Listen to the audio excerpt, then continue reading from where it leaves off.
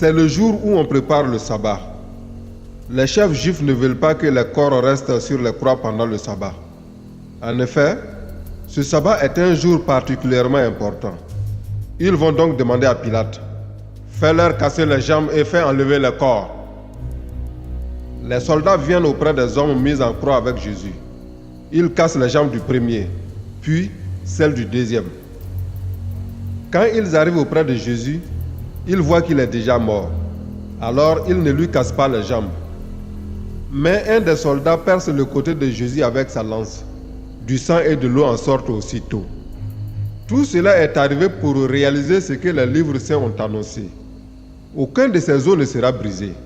On lit aussi dans les livres saints, ils regarderont celui qu'ils ont transpercé. Le soir est déjà là. C'est le jour où on prépare la fête, c'est-à-dire le jour avant le sabbat.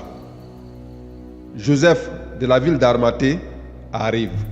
C'est un notable du tribunal religieux.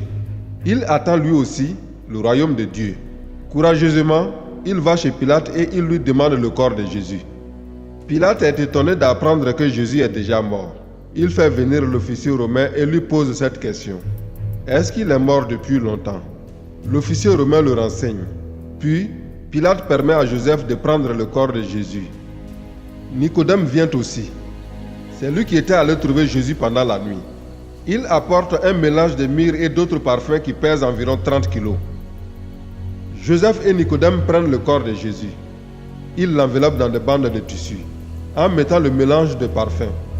Chez les Juifs, c'est la coutume pour enterrer les morts. À l'endroit où on a cloué Jésus sur une croix, il y a un jardin. Dans ce jardin, il y a une tombe neuve où on n'a jamais enterré personne. C'est le jour où les Juifs préparent le sabbat et la tombe est toute proche. C'est pourquoi Joseph et Nicodème mettent Jésus dans cette tombe.